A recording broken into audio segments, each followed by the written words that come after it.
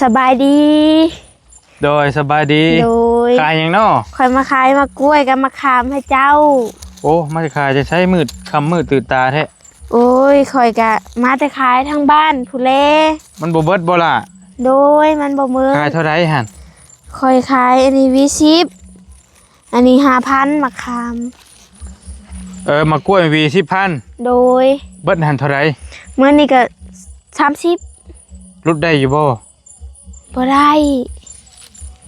อ้าวคันเจ้าเอามือเจ้าก็มือเน่าซื้อลดช้าโดยลดเบิดหั่น10,000ใช่ไปเบิด2อันน่ะโอ้ยบ่ได้เลย20,000บ่ให้บ่ได้จักพันขายได้จักพันแล้วมื้อนี้คอยได้ก็ได้บ่หลายมากล้วยจะปลูกเองบ่โดยคอยปลูกเองคือขายค่ำขายมืดแท้บ่ย่านบ่ผู้หญิงตัวผู้เดียวย่านกะโอนเอาเห็นอะไรบ่มีเงินบ่โดยสิเอาเงินไปซื้อหยังอยากได้เงินไปซื้อหยังล่ะไปซื้อเขาโดยโอ้ยกระบาบโดยได้จักพันขายได้จักพันแล้วมื้อนี้ก็ได้ยังบ่ทันได้ซ้ำเพิ่นบ่ซื้อซอยบ่โดยมันเน่าบ่ล่ะเป็นมะกล้วยเน่าบ่จักมันจังบ่ซื้อบ่ได้มะขามกับมะขามแห้งบ่จักบ่อ๋อมันบ่เป็นแต่ซื้อได้เฮ้ยว่าคันว่าอ้ายก็บ่ซื้อคือกันคันมันบ่เป็นแต่จะซิมได้คันมันบ่เป็นแต่เอาหั่นน่ะซิมบ่ค่อยก็บ่ไหวคือกันแหละจะปอกมาเบิ่งห่าโดยมะขามบ่มะกล้วยก็ได้มะกล้วยลองเบิ่งดูห่ามะกล้วยฉีดยาบ่มีเคมีไปจักเฮ้ยเจ้าฉีดยาบ่มะกล้วยธรรมชาติบ่โดยมะกล้วยคักแน่ได้โดยคักแน่รับประกันเลยขอปรุงก่อนได้บ่ครอบครัวเจ้ามีจักคนครอบครัวข่อยมี3คนเจ้ามีข่อยมีข่อยแล้วก็มีเมียแล้วก็มีลูกผู้นึงโดยเดี๋ยวมื้อหน้าสิไปเยี่ยมไปยามเด้อโดยได้ยินดีต้อนรับเด้อโดยลืมเอาหมกทั่วหมกแตงไปฝากนี่เด้อเขาได้ตำข่อยบ่ได้ปลูกซื้อไปแล้วมันมีขายอยู่เด้อโดยเดี๋ยวข่อยสิไปซื้อไปฝากอย่าพาเด้อข่อยจะบ่งานก็ได้โอ้ยทงส่งข่อยขาดเงินเฮียบ่โดยบ่ไปก็ย่าเด้อซะเด้อบ่ไปเยี่ยมก็ย่าถ้ามีเงินจังไปก็ได้โดยก็มีเงินก่อนเด้อโดยข่อยเก็บเงินไว้หลายๆก่อนเดี๋ยวข่อยสิไปหาโดยเอาไก่ก็ได้ไก่เจ้าจับไก่กับเป็ดไปจักโต2โตก็ได้มีไก่ข่อยหลายไก่ข่อยได้ไก่จัก2โตก็ได้โดยเอาไก่ผูเนาะไก่ผูไก่เมย์ก็ได้ตัวมันแซ่บๆนะไก่ผูนี่มันเฒ่ามันหยาบเอาอ่อนๆนี่แหละเอามันแซ่บๆนี่แหละโดยจะบ่ได้ไปสัมภาษณ์น้องน้อยบ่เดี๋ยวนี้บ่ได้ไปเยี่ยมไปยามเพิ่นบ่ไก่กันฉันบ่แม่ก็จะได้ตายอย่าลูกแต่บักท้องเย่ขาแม่ตูหรือว่าค้างหันตุกคันหน้าปุตตาแม่ไปหาปลาเด็กแม่ไปหากีฬาทางบ้านเจ้าบ่มา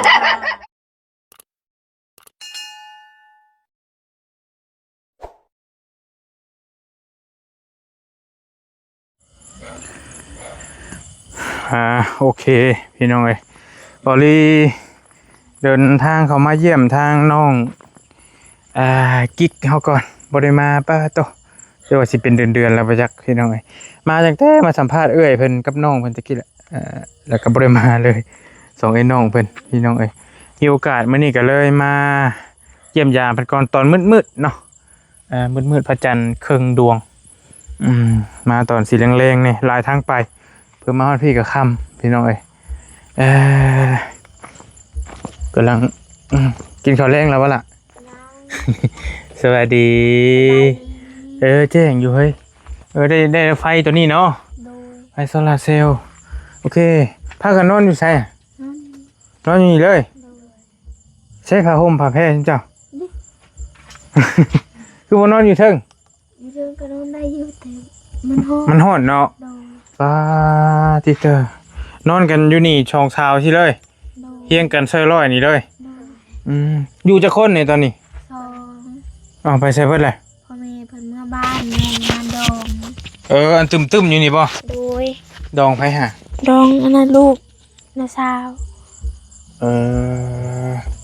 โอเคเบอร์อื่นบ่ผูกแขนเบอร์อื่นบ่โดยโอเค ฮะเนี่ยมองทางกันได้ละโอเคพี่น้องเลยแต่ยังกินแรงเฮ้ยมันนี่ บ่มี บ่มีแนวกิน โดย เอาอันเด้น่ากิน บ่แม่น ฮะ เว้น แม่นเขาเคยกินแต่ ซองเนี่ย ช่องได้ มีอะไรนี่ ยัง ขี้เล็ก แกงขี้เล็กเด้พี่น้อย โดย แกงหรือเนียนหรือแบบใดนี่จนไผเฮ็ดหั่นน่ะ แม่เฮ็ดแต่เช้า แม่เจ้าเฮ็ดบ่ โดย สิกินอันนี้บ่มื้อแรงหรือว่าบ่ได้กินแล้ว บ่ได้กิน บ่ได้กินแล้ว โดย คือว่าซั่น บ่มีแนวกิน เป็นได้อยู่ดีมีแห้งเบัดสอง โดย พี่น้องเอ้ยนอนอยู่นี่ตั้งแต่เอ้ยมาบ่เจ้ามานี่ก็พากันนอนอยู่นี่เลย โดย ตะกี้เจ้าก็นอนอยู่นี่บ่ล่ะ โดย เจ้าคือว่านอนอยู่เทิงพุ่นเจ้าว่านั่นน่ะ ตอนนั้นน้องก็นอนอยู่เทิงบางทีหลานน้องมาน้องก็นอนอยู่ลุม อืม เหนียวไปนอนแล้วก็ลงมานอน ต้องมานอนอยู่รุมพี่ โดยน้องยันเทียงสรุ ยันเถียงสลุ โดย บ่ย่านบ่คือมืดคืออันนี้คือแท้ บ่ย่านเคยอยู่แล้ว นาเฮาเองสิเนาะ โดย ผู้เดียวเจ้าก็นอน นอน มากับเอ้ยก็นอนกับเอ้ยพันนี้ โดย มีไฟดอกเดียวนี่เนาะมันก็ได้ โดย ก็ได้อยู่ถ้าบ่ได้ยองออกก็แจ้งอยู่ปืนเจ้าก็สิเมื่อดองบ่ บ่ได้มี เอื้อยอยู่ดอกมือ เจ้าเมื่อ โดย ผู้ชายหรือผู้หญิงฮะสิเฮ็ดอ ผู้ ยู่ หญิง ผู้หญิงเพิ่นได้ผัว โดย ได้ผัวคนบ้านใดฮะ บ้านเอง บ้านเองฮะ โดย เพลงบ่คะดอง บ่แพงนะ10 ไปละ10 ล้าน 10 ล้านนึง โดย ประมาณ15,000 โดย มีทองบ่ มี มีทองจักบาท บ้านหนึงเพิ่นว่าแล้วเพิ่นสิเอาเป็นตัวงัวให้ว่ะเห็นจุเพิ่นเว้าเดี๋ยวมื้อเว้นนี่แหละ สิเอาเป็นตัวงัวให้ โดย อียะ หรือว่าเฮ็ดบ้าน งัวจักโตสิพ่อ ตัวเดียว เอางัวแทนทอง โดย หรือเพิ่นเรียกอะตัวชัดประมาณ นมก็พอแทนตัว โดย ทองมัน4-50 บาท4-50 ปลายล้าน โดย ตัวนี้ฮะ คำบ้านอื่นก็ได้แพง บ่ โดย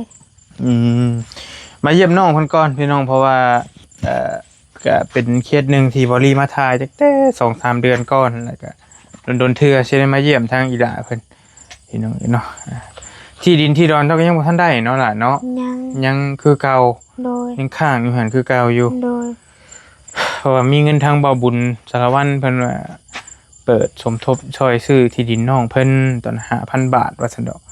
พี่น้องไอ้แหละมันก็สมอยสมีอยู่ทางบรีก็ยังบ่ทันบาจังใดมีจะได้เจาะน้ำให้น้องเพิ่นซื่อๆเนาะแต่ว่าเรื่องดินเรื่องหยังที่เจ้าก็หาเบิ่งอยู่บ่มีอยู่บ่เพิ่นสิขาย มีเพิ่นก็มีอยู่ มีหม่องใหม่บ่หรือหม่องเก่า บ่งไม้ อยู่ไสฮะ นี่ที่โรงเรียนนี่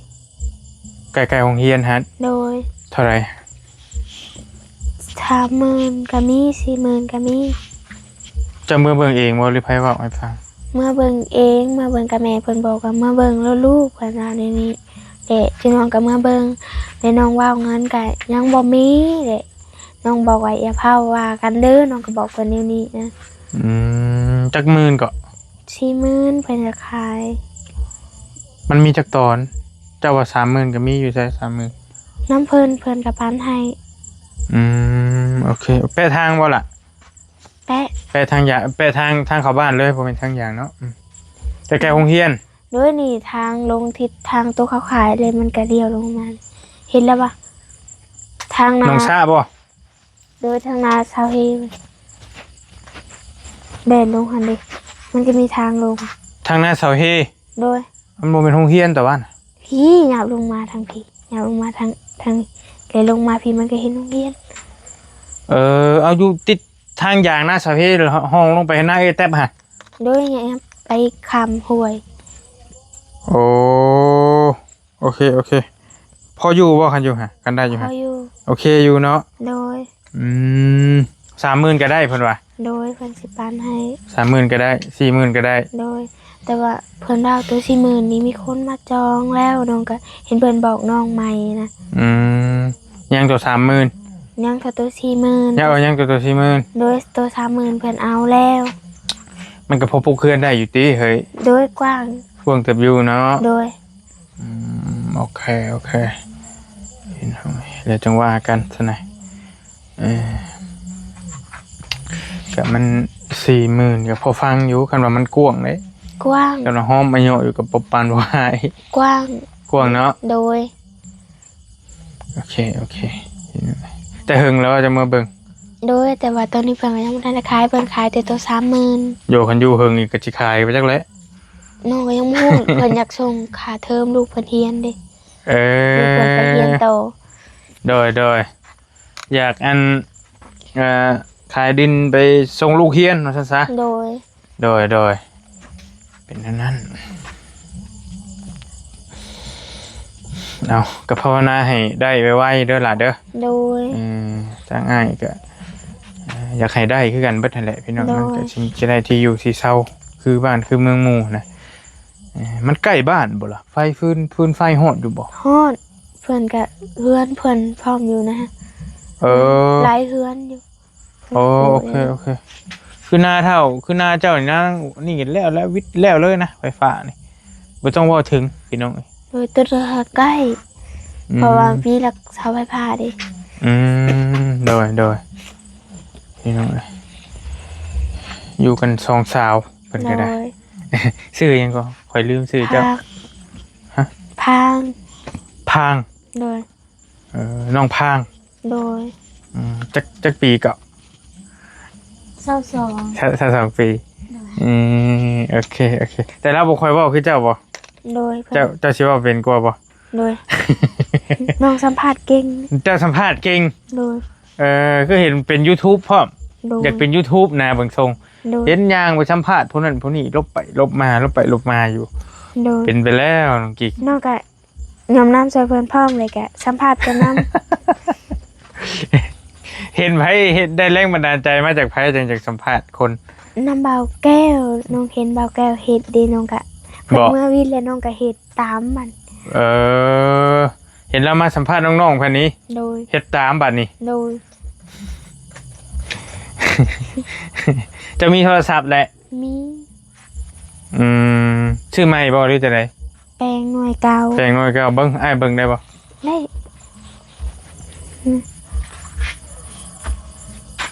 กล้องแจ้งอยู่บ่ เจ๊งนะบ่เจ๊ง เบิ่งอ้ายเบิ่ง เลยน้องบ่ได้ใส่รหัส ขอโทษเด้อ โดย กดจับเบิ่งนี่ต้องเล็งหน้าจออีกนิดนึง น้องพรจำมัน มันบ่มีแบตเนาะ โดยแพ้แสงตาเขา เพื่อแสงตาอยู่แต่ก็แบตพร้อมนี่ โดย โอ้หูพิลึก วิดีโออยากเป็นอีหลีบ่อาจสิตั้งให้ อยากเป็น อยากได้บ่ อยากได้ อยากมั่วหนิดนึง ตั้งเซตกล้องอีกโอ้โหใหญ่แท้นี่กล้องมันต้องทดลองคันอยากเป็นเอาลองสัมภาษณ์เอ้ยเจ้าผมดู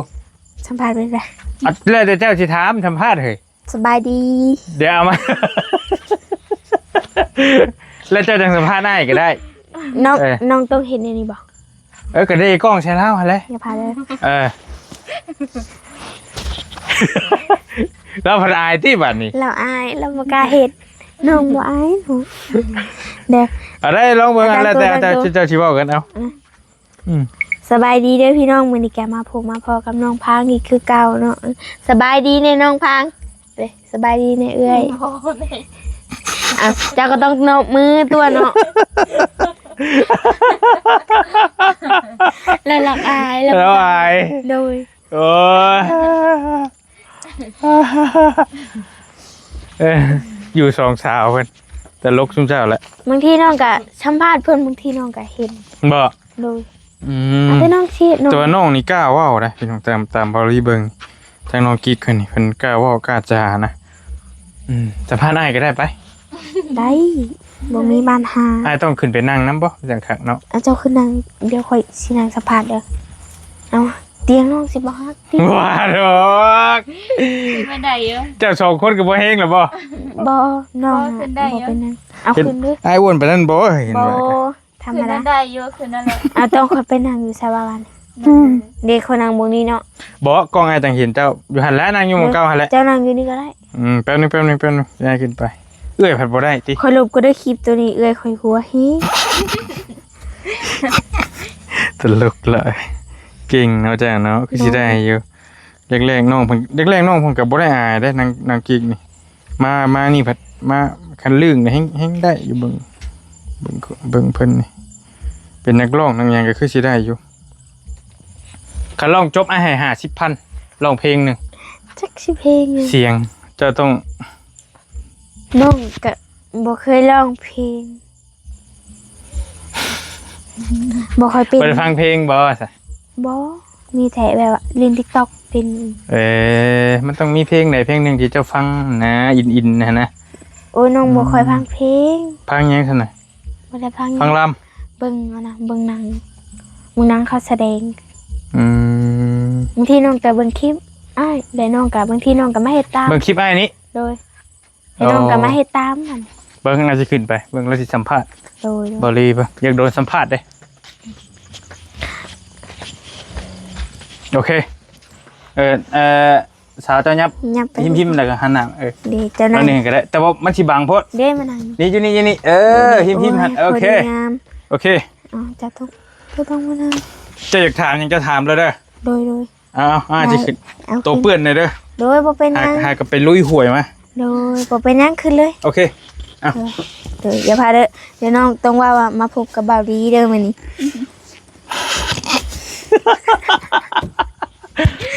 ถึงสัมภาษณ์เลยเด้บัดนี้พี่น้องเอ้ย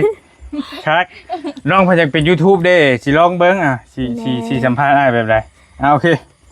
สบายดีเด้อพี่น้องมื้อนี้ก็มาพบมาพอกับบ่าวดีคือเก่าเนาะสบายดีเด้อบ่าวดี สบายดีเด้ โด อย น้องกิ๊กเด้อโดย อันนี้เจ้าไปใช้มาสัมภาษณ์น้องพางบ่ 1 2 3อันนี้บ่ โดย โดยมาเยี่ยมชุมเจ้านี่แหละมาสัมภาษณ์สาวพาง โดย เอ้ยเจ้าชื่อพางเนาะ โดยแม่แล้ว โดย โดย อันนะ อย่าพาเด้อ เอาคิดก่อน น้องสิถามบัด เจ้าต้องถามน่ะ โดยน้องอย่าฟังกันเด้อ เอาลองเบิ่ง ถามว่าเจ้ากินข้าวแรงกับหยังมื้อนี้ โอเค อันนะเจ้ากินข้าวแรงกับหยังมื้อนี้กินข้าวแรงแล้วบ่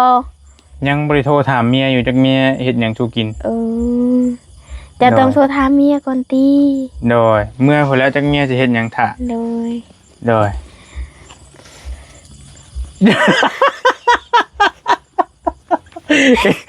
เดี๋ยวนะเอาใหม่เจ้าอันนั้นแบบว่าเฮาสัมภาษณ์เจ้าแล้วเฮาอยากรู้อันนั้นแบบ อย่าหัวอ้ายบ่ มันน่าคล้ายๆคือตลกนี่แหละ โอเคเอา เอาใหม่เนาะเอาใหม่ อ้ายบ่หัวก็ได้เอา เออ อ้ายบ่หัวก็ได้เอา สบายดีมื้อนี้ก็มาพบมาพ่อบาวดีกับน้องพางอีกคือเก่าเนาะสบายดีในน้องพาง โดยสบายดีบาวดี สวัสดีเด้อ โดย กินข้าวแรงแล้วบ่ ยังอยู่ น้องพางได้กินข้าวแรงแล้วบ่มียังกินในเถียงเจ้า บ่มี หามาสู่กินดีกว่า อันไหน ข้าวเลย กินข้าวแรงกับหยังมื้อนี้เออ มียังนำกระโตกกระติ มีหยังนำกระโตกกระติ่งเอามาสู่ค่อยกิน เดี๋ยวมาเบิ่งดู ย่อมาสู่ค่อยกิน มีหยังย่อเลย กูจิเบิ่ง มากอีหยังอันน่ะบาวลี ฮะ มาก บ้านขอยเอิ้นหมักโม บ้านเขาเอิ้นมักแตงโม บ้านขอยเอิ้นหมักโมบ้านข่อยน่ะ อันนี้หาบ่น้องพางเดียวกิน แกงผักขี้เหล็กแกงแต่มื้อใดนี่ แกงมื้อเช้านี่บ่ เพิ่นก็แกงแต่เช้าบ่ได้เด้อพี่น้อง บ่เป็นหยังเอาไว้เลยได้เลยเอาไว้แล้ว เอ้ากูสิหามาสู่ข่อยกิน เอามา มันบูดแล้ว มันบูดนะ ว่าสิบ่หัว จังมองเจ้าสิมื้อมื้อนี้ ฮะ จังมอง จังว่านี่แหละ หานอยู่บ่มื้อ บ่ย่านดอกเคยมืออยู่ มื้อมากับภายใน มาผู้เดียว โดย แต่บ่ได้มากับหมู่บ่ บ่แล้วมาคนเดียว มากับบ่แก้วแต่ว่าเพิ่นเมื่อปะแล้วจ้ะเพิ่นออกเมื่อก่อนแล้ว เพิ่นขึ้นรถยังมา บ่แก้วบ่ โดย แก้วเพิ่นขี่รถจักรมาโดย ก็ได้ว่าเจ้ามานำกันซั่นดอก บ่มาคนละเทื่อ เอ้ มานัดพ่อเพิ่นอยู่พี่ มาหาน้องๆเพิ่นบ่ โดยมาหาน้องอูน้องอีนี่แหละมาเบิ่ง เออ เวียกเบิ่งงานอยู่นี้เจ้า เพื่อนเพิ่นใกล้สิแล้วหรือบ่ กันแล้วเลยเด้เพิ่นก็เอวก็ตั้งเสาเทคานแล้วกันแล้วยังจะ มื้อ จ่าย อื่น เงิ หาน สิไปหาเพิ่น บ่ โดย ไปจ่ายยังจะจ่ายเงินเพิ่นยังก็ยังห้องน้ำแหละยัง ทาง ก็ เฮาก็สิไปเยี่ยมไปยามเพิ่นอยู่ดอก มีโอกาส ดอกมันอยู่ไกลบ่เจ้าอยู่ไกลบ่ โดย คอยอยู่ไกลกันเนาะ โดย สบายดีแม่ตู้ น้องกิ๊กเพิ่นสัมภาษณ์วะ เจ้าได้หยังอะน่ะถึงน้องกิ๊กสัมภาษณ์เอาแต่อยากถามหยังการเป็น YouTube นี่มันต้องคิดคำถามให้ทัน ถามหลายๆ ทันปังต้องทันนะอ้ายเบิดคำว่าเดี๋ยวต้องถามต่อ แม่มือเอามากล้วยมาต้อนกันเด้อ เอาโดยขอบใจครอบครัวเจ้ามีจักคน ครอบครัวข่อยมี3คนเจ้ามีข่อยมีข่อยแล้วก็มีเมียแล้วก็มีลูกผู้หนึงโดย เดี๋ยวมื้อหน้าสิไปเยี่ยมไปยามเด้อ โดยได้ยินดีต้อนรับเด้อ โดย ลืมเอาหมกทั่วหมกแตงไปฝากนี่เด้อเขาได้ตำ คอยบ่ได้ปลูก ซื้อไปแล้วมันมีขายอยู่ โด เด้ ย น้ำ เดี๋ พริก ยว กลาง ใครสิไปซื้อไปฝาก จ้า จุดอย่าพาเดี๋ยวเขาจะบ่งานก็ได้โอ้ยทงส่งใครขาด เงินเฮียบ่ โดย บ่ไปก็ย่าเด้อซะเด้อบ่ไปเยี่ยมก็ย่า อ่ะ ถ้ามีเงินก็จังไปก็ได้ โดยก็มีงานก่อนเด้อ โดย คอยเก็บเงินไว้หลายๆก่อนเดี๋ยวคอยสิไปหา โดยเอาไก่ก็ได้ไก่เจ้าจับไก่กับเป็ดไปจักโต2โตก็ได้ โอ้ย มี ไก่ เงินก็ ไก่คอยหลายไก่คอย ได้ เดี๋ยวขอชิม ไก่จัก2โตก็ได้ โดยเอาไก่ผูเนาะ ไก่ผู้ไก่แม่ก็ได้ตัวมันแซ่บ โดย ๆนะ หา โดย ไก่ผูนี่มันเฒ่ามันหยาบ เอาอ่อนๆนี่แหละเอามันแซ่บๆนี่แหละโดย จะบ่ได้ไปสัมภาษณ์น้องน้อยบ่เดี๋ยวนี้บ่ได้ไปเยี่ยมไปยามเพิ่นบ่ โอ้น้องน้อย โดย โอเคน้องน้อยลายมือแล้วบ่ได้ไป โดย เพราะว่าข่อยไปแจกเครื่องอยู่เหนือพุทธหากะมา โดย เนาะโดยแล้วก็ว่าสิไปอยู่มื้อนี้ก็จะไปบ่ทัน โดย อืม จะบ่ได้ไปหาตี้เขาน้องลอยนำมันน่ะ น้องลอยไปอยู่มื้อนี้น้องลอยบ้าน หน้าคำใต้ ไปมาอยู่ โดย ไปมาแล้ว โดย แต่ว่าน้องน้อยบ่ทันไปจ้ะ โดยมื้อนี้จะไปสัมภาษณ์ภายใน เดี๋ยวข่อยนิดก่อน โดย ไปหา บ่เป็นหยังส ไป บาย หาน้อง มก ผิว โดย จักแล้วอ่ะ ฮู้ข่อยก็ น้องผิว ไปสัมภาษณ์กับบ่าวแก้วอยู่ แล้วก็มาน้องอูน้องอีนี้ โดย แล้วก็ไปนางร้อยนางลี โดย แล้วก็ไปเท่าบุญทวี โดย เท่าสายฟ้าฮัท โดย กูบ่าวเจ้าฮัท บ่แม่นไหน สำนี่แหละ หมู่กันซื่อๆ หมู่ชื่อบ่โดย โอเคซะแล้วไปซะ โดยเอาเฮาก็ขอจบคลิปสำนี้เด้อ จบเลย โดยสบายดีแน่ สบายดีเด้อ สบายดีแน่น้องพัง โดยเอาเรียบร้อยสบายมาก โอเคยังมาหันหน้าเบิ่งกล้องง่ายพูดแบบนี้แต่ว่าได้แล้วนี่น้องคนนี้โอเคได้บริเบิ่งได้เรื่องอยู่ แต่อยากเบิ่งบ่คลิปจ้ะ โอ้ยไอ้เบิ่งตลอด อย่าจะบ่ แต่ว่ากล้องจะมันสิไหวบ่ก่อนจะมาพูดคือไม่ได้ บ่ได้ก็เบิ่งขอยสิให้เบิ่งใส่ว่าซอง ขอยเป็นคนดังแล้วบัด เป็นคนดังแล้วบ้าน โด น้อง ย กิ๊ก ใส่นี่ โอ้ยคนของแท้ เบิ่งหา นี่โอ้ยคอยเห็นแล้วคอยอยากฮู้ว่านะ บาลีกับน้องไทยกับน้องโอ้ยหมากะเห่า โดนแล้วบ้านนี่คอย โดย Ừ. เจ้าก็คอยสิโพสต์ลงเฟซบุ๊กโลด แล้วแต่ คอยเป็นคนดัง TikTok หรือยังบ่ดังปานใดนะ แต่ว่ากล้าน้องปานิกล้าโอเคอยู่กล้าแสดงเห็นไหมกล้าเว้ากล้าจะโอเคได้เรื่องอยู่ อันเป็นหมู่กันบ่กับนางน้อยเจ้า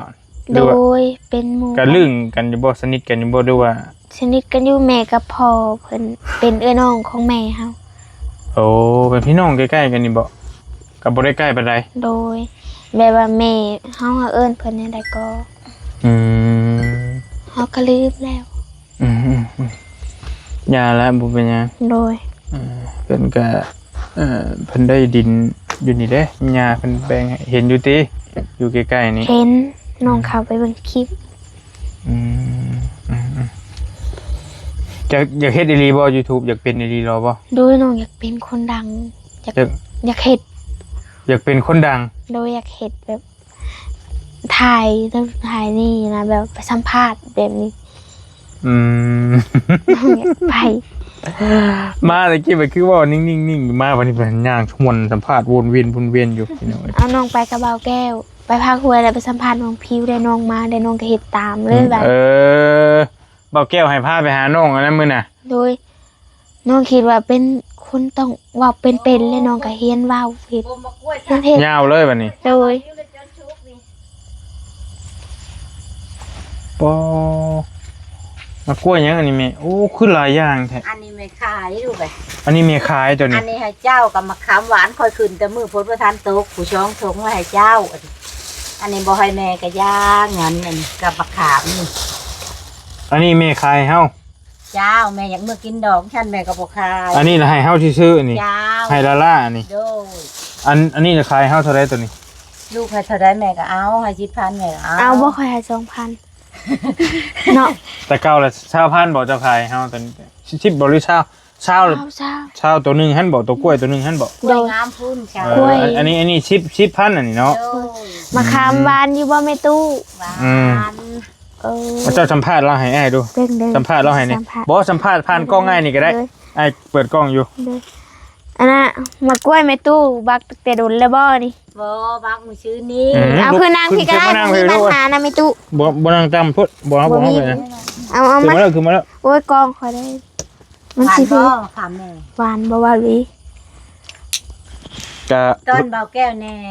บักกล้วยนี่เบาแก้ว คือนางนี่แม่ตู้ แม่มะขามหวานกับเบาแก้วถุงนึงแม่เอาต้นแม่ไปเอาเงินเอาค ต้นแล้วบ่ ำโดย อืม จะไปใช้อ่ะน่ะเออ มาเคี่ยวอ้างนะนี่มันจะเคี่ยวนะนี่ หวานอยู่ว่ามะขามแม่ ชมๆหวาน เอาบ่แม่น ๆ แล้ แล้ว วว่าความจริงเนี่ยบ่ได้ตัวเลยบ่ถึงหมากมันอันนี้บ่ บ่ถึกมากเป็นเดือนหนึ่งกินเบิ้ง อืม กินไปอีก ขนวยมันสีดำๆ เจ้าต้องกินหลายหน่วยใด แต่ก็ได้เฮาเป็นคนมักมะขามอยู่แล้ว เจ้า ลง คนมากินมะขาม แม่ เจ้า เอาขึ้นแต่พ้นประทันตก เจ้าอย่าพากินมาเด้อเอามาผักเมียกับลูกกับ บ่ว่าหรอไปสิกิน น้องน้อยเลยเด้อแม่ก็ซื้อน้องน้อยเจ้า โดยขอ อั บ นแรก ใจ ลูก หลา เอา ย มาผากโอ้ยตัวผากมากล้วยมื้อให้ลูกเช้าเพิ่นก่อน กินไหมล่ะ ๆแล้วนี่มะขามเนี่ยย้ำกัน โอ้ย ได้กินอยู่บ่คุณเจ้า ได้กินอยู่น้องกลับไปขึ้น ยังใส่บ่ต้องกินกันจ้ะ บ่เป็นนักคอยไว้ให้เจ้ามาผักเมียเจ้าค่ะนะ ผากน้องน้อยแน่ รอ มื้อนี้น้องแรงไปใส่แม่ตู้ น้องแรงมื้อเบิ่งก่อนกินดอง เจ้าบ่ได้มื้อบ่ มื้ออื่นกว่าจังมื้อ เออดองไผค่ะ ดองน้องอันน่ะดองน้องนิ่ม เออเพิ่นเอาผัวบ้านใด บ้านนาเพก เออ ขนมคุณแพงมั้งขนมคุณแพงมั้ง ขนมเพิ่นแพงบ่ เขาดองคิดล้าน คำเด้สะแม่ตู้ จะเรื่องหนึ่ง เออ แต่ว่าบาทหนึง บ่ได้เพิ่นเอาบาทหนึงได้ บาทหนึงบ่50 ล้าน เพิ่น 50 เอา ล้าน บาทหนึงน้องเห็นผู้ใหญ่เพิ่นเอา บาทหนึงก็ยัน น้อง บาทหนึ่งกับ ข้างไว้ ข้างว่า ข้างเพิ่นเอาเป็นตัวงัวแทน ตรง เพิ่นเรียกกับตัวสัตว์ ตรงงัวก็สลึงหนึงก็ถึกแล้ว นางไอ้จมหาเบาอันน่ะเบาเวียดกับเบาต้า โอ้เพิ่นบ่ได้มาเพิ่นพาเวียกแม่ตู้ ไอ้ต้ากับไอ้เวียดอย่าบ่มาใกล้มาชงรถจะม้อยเจ้าบ่บอกกล้วยชุกกับบ่ โดย มาว่ะ โดยอืม เพิ่นก็ข้าเวียกเพิ่นก็เลยบ่ได้มาหาเจ้า โรงเรียนแหละมื้อหนึงก็บ่ให้ขี่ขอยันเกาะรถ อย่าขี่มื้อเด้อน้องแรงจังว่ารถผู้ดียันรถใหญ่เกาะข่อยว่า โดยอืม บ่ไอเวียดและบ่เวียดและบ่มาเนาะแม่กับบ่าวตา เท่แล้วว่ารถถีบ บ่ยังไม่ ยังขี่ได้อยู่เนาะ อยู่ดีไม่แห้งเนาะบางที โดย เคี่ยวมาก ความมันประหยัด อยากนํบ่ เพิ่นเคี่ยวแล้ว ว่าแล้วยังสาวอยู่คือจะเคี่ยวหมากเลย คำแม่จะเท่าเลยเกี่ยวใครดอกเนาะ เขียวแดงเลยน้องเอ้ย แล้วบ่ได้ผัวข่อยว่าเนาะ ได้อยู่แต่กะสีเขียวน้ำในแล้วเหรอ เบิ่งคนแบบเพิ่นโอ้ยได้ผัวอยู่บ่เนาะ เอาไปทาง อย่าได้ค่อยเบิ่งก็ได้ น้องน้อยฮะยาก คือ แม่เร็วแล้วบ่น้องน้อยเจ้า 2 ปีปลายลูกเอาน่ะกำลังสิ3 ปี เจ้า อืม ตัวแม่ ตัวแม่ ตัวแม่คือน้องแรง แม่ตัวแม่ เด้อ บ่แม่นตัวผู้กำลังปากเกี้ยงกำลังเฮียนเว้า อืม โดยกำลังสิฮอด3 ปีแล้ว เออเอาแต่เดียวหลังว่าลูก อยากได้ลายอยู่แม่แต่ว่า มันกระบะเมียนะเพิ่นปาดออก เด้อ เพิ่นสิเอาอีกก็ต้องได้ปาดอีกอะนะระยะ หัก มัน แม่หันบ่แม่งว่าพื้นเสียลูกไอ้ชุคือเป็นแบบเดียวกับแม่กับปาดคือเดียว อืม แล้วถามว่ากี่ จะคนไหม่ปาด แม่นี่มาปาดตัวนี้เลยมาได้อีกน้องแดงนี่ ปาดคือกันอีก บ่ โอ้ได้ธรรมชาติแบบนี้ แม่บ่ได้กินข้าวปลาพกคือหมูบ่ได้กินข้าวปลาพกแล้วแม่ได้กินหวานกินเค็ม มันก็เลยออกง่าย ง่าย และแม่มาได้อีกวันผู้ที่ชิปคนคำเป็นยังมันโอ้ยไปปลูกก็บ่จักแค่คนแล้วถามน้องกิ๊ก โดยม แล้วน้องแรงหั่นแหละว่ามาเป็นตัวหลาอีก อืมปาดผู้เดียวบ่ ไปบาดอยู่ที่นึง ปาดผู้เดียวลูกเจ้าน่ะ เธอตัวเดียว ทอตัวเดียว ตัวเดียวว่ะ ผู้ชายปาดแล้วว่าแม่จะทุกชูว่าเป็นบาเป็นกรรมแล้วเลือดแม่หาออกก่อนถัดกะออก ไอ้จ้า จนว่าสิบ่คล้องคำแพทย์ว่าคำบอกอามาตะเว้นอยู่ในใจค่อยสิขาด อืม เพิ่นว่าแห่อยู่ตามแห่อยู่บนลูกเพิ่นว่า โอเคเจ้าคือบ่เฮียนลำน้ำเล่านี่จังหวัดไทยอยู่เนี่ย เฮียนแกะน้องแกะ เสียงจะคือสิได้อยู่ไอ้เบิ่ง โอ้ยเสียงน้องน่ะดีเยอะ เจ้าเป็นคนกล้าเว้าหั่นนะ เลย อาล้ำจ้ะ ลำแบบใด ให้แม่แล้วสอนน้อยนึงเลยเจ้าล้ำตามเล่าหั่นนะ สามล มันลงประมาณใดเจ้าก็เฮียนต้องเฮียนได้เหรอวะ น้องกิ๊กก็ล้ำอยู่ ตอนเนี้ย ล้ำมึงดู ำน้องกะ มันต้องขึ้นแบบได้แม่ เม็ด ชายเอ้ยแบบได้เห็นเราแม่ต้องแม่เรา อะไรนะ ไอ้เอ้ยน้องผู้ล้ำนั่นบ่เป็นแล้วกันการทานนั้นเพิ่นมาไอ้เอ้ยและน้องผู้ล้ำนั่นบ่เป็นแล้วการอาญานั้นเพิ่นมากินจะเติมนานเพิ่นบ่นากินจะตานานเพิ่นบ่ได้ละไม่นานสู่เพื่อนพังได้คนงามเอ้ยคำ จื้อบ่ บ่จื้อนี่ ชายเอ้ยบ่แม่เอิ้นทีนี่ บ่แม่นละคือว่าอายเอ้ย อ้ายเอ้ยบ่ ไอ้เอ้ย ชายเอ้ย เป็นลำ เบิ่ แม่ ง การทาน ใช่เอ้ย ชายเอ้ย ชายเอ้ย น้ น้อ อง ง นี่ ผู้เดียวละน้อยเห็นนะแม่นบ่ร้อย บ่ละว่าชายเอ้ยน้องนี่ลำบ่เป็นแล้วนะ บ่แม่นบ่ เอ้าแม่นได้ แม่นบ่เอามาเอาตาต้องเล่นลูกคอดีๆเบิ่งกล้องให้ผู้บัดนี้อ่ะ ไอ้เอ้ยคันฟังความนั่นนอใจเว้าจังมาจ้างนั่นน้องเจ้าลาวนอชายและคือดังหุงนั่นนอข้าวเจ้า เดือนห้านั่นบ่ใส่เกลือวันนั้นนี่แหละ อ้าว จื้อบ่ อ้าว บ่จื้อได้ บ่เอาแม่เอาท่อนนี้ก่อนเพิ่นอยากร้อง อ่ะเล่า ชาย อันนั้นอายบ่ ใจเอ้ยว่า ชายเอ้ย เบิ่ง อืม ๆชายเอ้ยโอ้ยอย่าว่าเด้อ สติมาปัญญาเกิดเอาชายเอ้ยแล้วเนี่ยได้ตัวแม่ หยุดหนึ่ง น้องบ่เป็นลำ บ่จื้อแล้วบ่จื้อ ชายเอ้ยน้องนี่ลำบ่ปิด บ่แม่ บ่ได้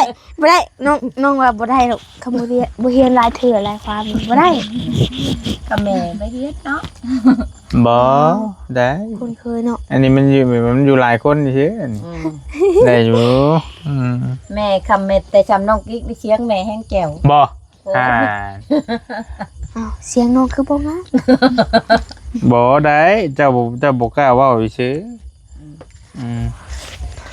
มื้อหน้าเลยเจ้าลอยมาได้ขอยสิยาม โอ้ยผู้ใดสิไปฮู้ตอนเจ้าลำเจ้าร้องเออ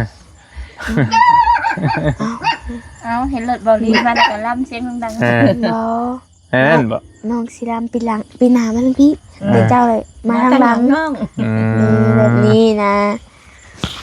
น้องเสือทรายเอ้ยน้องนี่รำบ่เป็นแล้วนะรำมึงดูเดี๋ยว บ่แล้วแหละเราบ่ได้เจ้าน่ะสิได้ คำน้องแรงพอได้น้องแรง ลูกเจ้าบ่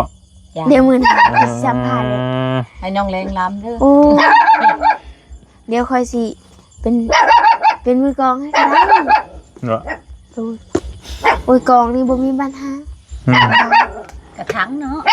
ลูกอย่าเฮากันก็เฮ้ยนี่ เบิ่ง ฮู้อยู่นะว่าโลน่ะอย่าเฮานะ วานนี่ค่ะไปต้อนพอช้างมากล้วยแม่ไป เอ ต้อน อนั่นบ่ เด้อ มากล้วยแม่เองบ่ เด้อ อืม ต้อนพอช้างพอช้างแม่ เฮาก็สิปลูกอันนั้นบัดนี้เฮาสิปลูกเอียวอ่ะ ๆเลยเทียงอ่าง ให้เงินให้แม่แล้วก็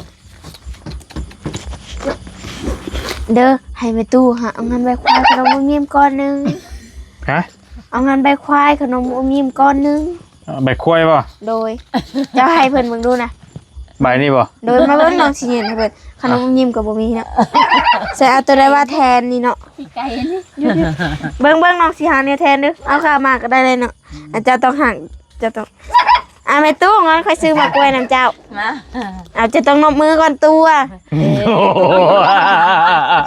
อ่ะ ร้อย นี่ อย่าเจ้าก็เอาดีนะฮะ เพื่อได้ขนมอมยิ้มบ่เป็นกาหมากแทนน่ะ อย่างนี้ สิ ว่าผมนี่คนก้านเลย เอ้ยมีว่าภายคือการเป็นแข่ง เด้ มีมันแทงบ่ล่ะ มี เด็กกบ อ๋อ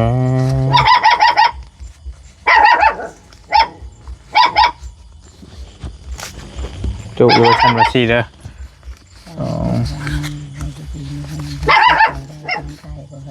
ว่าดังๆในเมตู้ นี่ เอานี่เด้อเด้อ ไม่ต้องอันทลายมาบางเหลือเด้อก็อยู่ดีมีแหงจ้า โดย ตัวที่อยู่มีกายใจไปมีตัวที่ได้ใจ โดยขอบใจเด้อ ขอบใจเด้อ ข่อยผู้อยู่ให้มีชัยเจ้าผู้ไปให้มี โชค ให้มีโชค โดย เออ อ่ะ เอาว่าไงอวยพรให้ตัวเองพร้อมอวยพรให้ผู้อื่นพร้อมหน้านี่เนาะต้องฟัง คนให้น้องคิดแม่ คนอื่นได้ดีซันนี่ได้อะไร อันเด็กแม่ว่าวเห็นบ่แม่ว่าวเมื่อนะให้ลูกแม่ล้ำบอกให้แม่ลูกชายชื่อขนม ไปไวๆเด้ออายไปไวมาพวมแลนโอ้ยกอดขาแดงนอแน่นๆบักท้องแขนบัดอิ่มเอง มาเบิ่งดูข่อยสิลองมาเบิ่ง ตายย้อนกองนอข้าวต้อยหาบกะตามาสายตายย้อนหน้ากลับบ้านไกลกันฉัน เอา บ่ ข่อยเต้น แม่ งามกว่าเจ้าได้ ตายย้อนลูกแต่บักท้องเย่ขาแม่ตู ห่านโอ้ หรือว่าค้างห่านตุกคันหน้าหาปุดปลาแม่ไปหาปลาเด็กแม่ไปหากีฬาทางบ้านเตาบ่มาแม่ลำใช่ไหม เมื่อแล้วว่าเมตู้สิข่อยเต้นนะมืออ่อนกับเจ้าอีกเด้อ จะพูดยิงเนาะว้าว ก่อนเป็นผู้ชายเนาะลูก นั่นแล้วเวลากับโบราณเด้อ โดย สิอำลาพาจากแล้วบัดนี้มันก็ หมาเห่าหนัง โอ้ยเนาะ แพ้นะเมื่อแล้ว ยังเมื่อกี้ เอาเท่าเฮ้ยบ่โอ้อาจจะตกใจนะเว้ย คือประมาณเดียววะ นั่งอยู่นี่แล้วก็ได้ โอ้เผลอๆย่างไปคุกมุกอยู่เนาะ พอเล่นอยู่ได้เฮ้ย รถฟ้าจะรถ น้องอีนะงูน้องอีแล้วมาเยี่ยมเพิ่นหั่นแหละก็เลยตามมาเยี่ยมน้องเพิ่นอยู่พี่เจ้ามีอยู่บ่ล่ะเจ้าเอาบ่ บ่เอามาโลด เอามือตอนน้องน้อยช้า การนั้นเจ้าอาจสิแบ่งให้ยันว่าเจ้าบ่มี ว่าได้กินน้ำเพิ่นเพิ่นก็เอามาให้ อืมอืม เอามือฮอดน้องน้อยในเด้อลูกเด้อ ฮอด แม่ก็คืนฮอดน้องน้อย เฮาฮอดอยู่แล้วเฮาน่ะ เด้อ อืม มะขามกับลูกเอาลูกแต่ผลประทานโต๊ะพูดเอามะขามเอาทาเบาตากับเบานี่นาเบา เวียด เบาเวียดยันมาเยี่ยมน้องแรงเลยแม่เอาทา โดย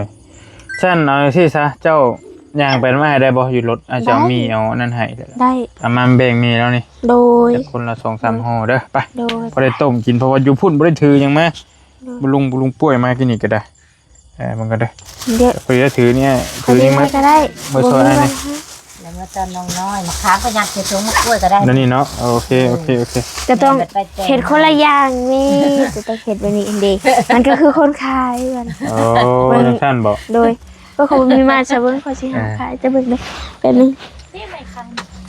หาบนั่นบ่ เบิ้ง มันไกลอะกาหู ต้องยัด แม่ จะเฮ็ดคือขายบ่ โดยไม่ค่อยสิไปขายจะ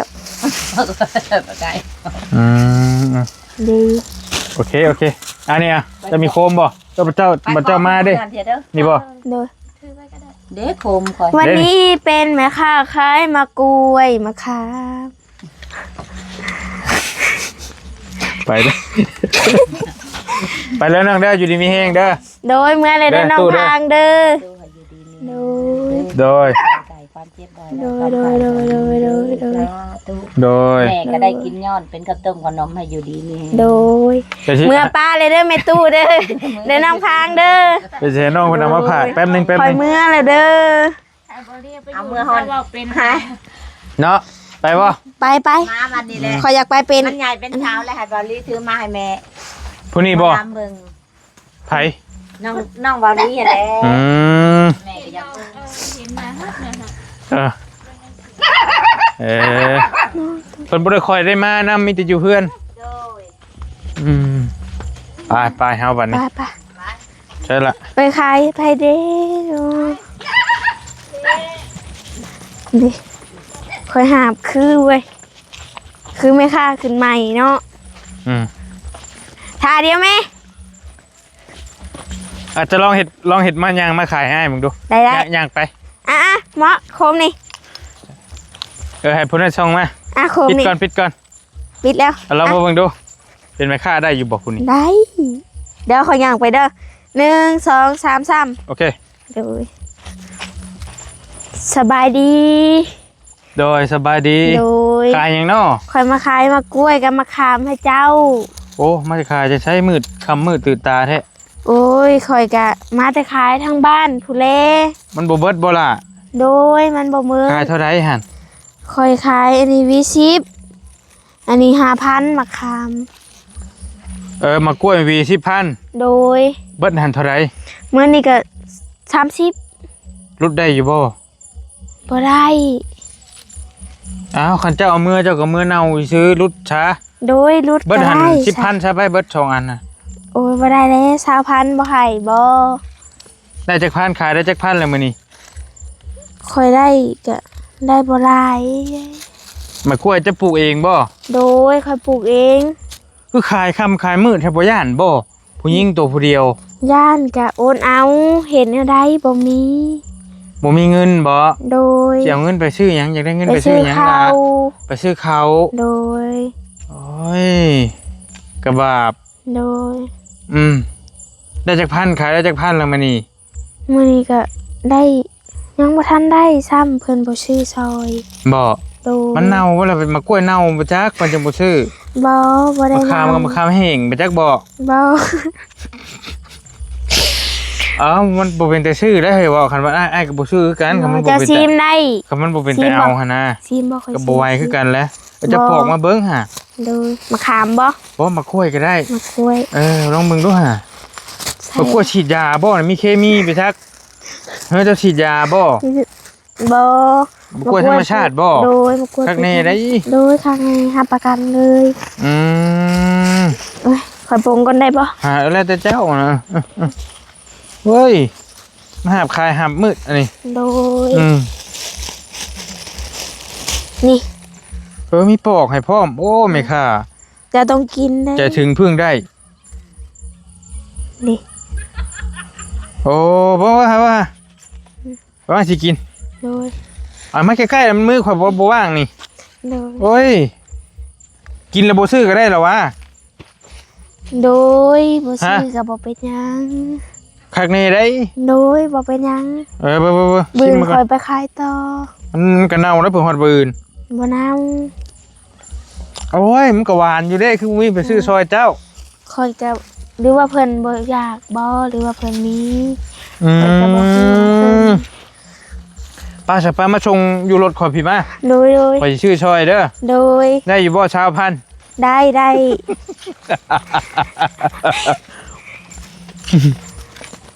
โอ้ยเดี๋ยวหน่อยเคยไปขายอยู่หินทางบ่ล่ะ เคย คือสิได้อยู่น้องเพิ่นน้องน้อยก็ได้พี่น้องเอ้ยน้องน้อยน้องกิ๊กนี่ได้อยู่เรื่องค่าเรื่องขาย โอ้ยถงคอยจะเก่งแค่ว่า บ่ได้มันบวมมาข่อยบ่ซื้อน้ำได้ โอ้ยบ่บวมมากล้วยคอยหา จบดีได้เหรอ โดย นั้น โดย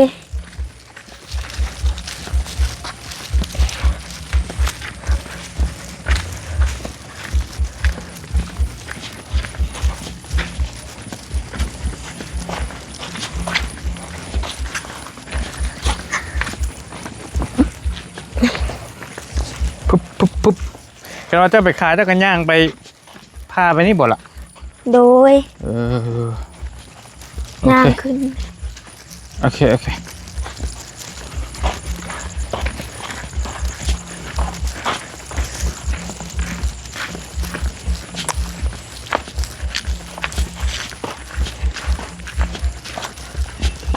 เดือนแจ้งแน่มันพี่น้องนะพอไปพอมาอยู่อ๋อมันคุดเอาอยู่นี่เลยบ่ โดย อ๋อมันบนเลิกโพดบ่นี่ มุ้งเหมือนเพิ่นสิเฮ็ดน้องปะ เห็นน้องเลย โดย พี่โค้งพี่ก็ได้ คงพี่ก็ได้ เดี๋ยว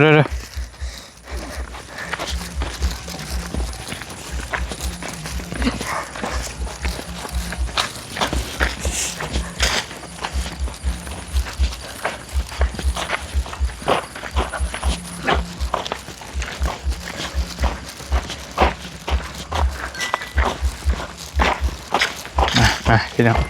น้องเพิ่นหาบกล้วยมาซอย คืออีกได้ คือไม่เข้าโอ้ยคอยไปขายนี่คอยได้ขายดีได้ บ่ โดย นี่ดอกเจ้าบ่เป็นอยู่เจ้าขายก็สิขายได้อยู่ไอ้เบิ่ง เจ้าป้าอยู่ในมันเละ ไปนอกก็ได้ล่ะ มันเละ ฮะ มันเละ มันเละบ่ โดย โอเคมาเป็นใช่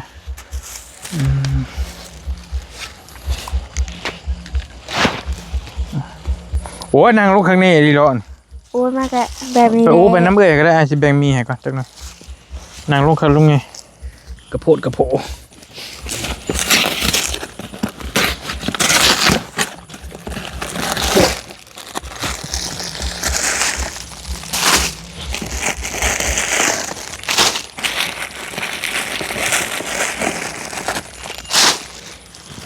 น้องกิ๊กอันนี้จะเมื่อแบ่งเมโมลัมเนี่ยเด้อจาก3-4ถุงก็ได้เด้อ นี่เด้อ เมื่อแบ่งกันกินแล้วก็เบิ่งไอ้เจ้านี่ให้ก็กินให้แล้วน้องอูขนมแบ่งปันกันเจ้ามือเอาขนมให้แล้วถุงหนึงแล้วก็มีสัก3-4ห่อก็ได้เด้อ โดย ให้มีหมอลำนี่ปันกันทั้งแล้วแล้วจะให้เท่าอูเท่าเพิ่นมื้อต้มกินตัวนี้ปันกันมาเราจะมื้อต้มกินเด้อหลายคนเจ้าก็ได้เอาไป แต่ละเมื่อป้าก่อนบัดนี้ เขามาขอบใจเจ้าหลายๆเด้อคอยสุขภาพเจ้าแข็งแรงคำเจ็บอย่าให้ได้คำไข่อย่าให้มีเด้อสมปรารถนาสิ่งใดค่อยได้สิ่งนั้น โดยขอบใจละขอบใจฮะไปรถไปได้เลยโอเคเมื่อได้อยู่ที่ผู้เดียวกัน ได้ ใกล้เองเนาะ โดย ใช้โคมเจ้าดิ พูดอยู่น้ำนองเลยว่าวันนี้เป็นมาค้าขายมีเลย ฮะ เป็นมาค้า เป็น ขาย ไม่ค่าขายมีวันนี้ โดย เคขอบใจละเด้อเอาอยู่ดีมีเฮงโชคหมานเจ้าโอเคนี่กับบอลลี่ไปเยี่ยมทั้งน้องกิ๊กเพิ่นพี่น้องเอ้ยก็หลากหลายเรื่องเล่าวทั้งน้องเพิ่นเองก็ว่าจะเก่งขึ้นหลายเดี๋ยวนี้ก็ได้กล้าเว้ากล้าแสดงออกอยากเป็น YouTube อยากเป็นคนสัมภาษณ์ว่าซั่นดอกเพิ่นเองก็กล้าเว้ากล้าจาและน้องเพิ่นน้องกิ๊กถือว่าโอเคอยู่เป็นกล้าแสดงออกต่างๆเนาะเอาอยู่ดีมีแฮงฝากติดตามน้องเพิ่นแน่มื้อนี้เพิ่นก็อยู่2คนอยู่2สาวเพิ่นอยู่ดีมีแฮงแนวใดก็จังว่ากันบ๊ายบายพี่น้อง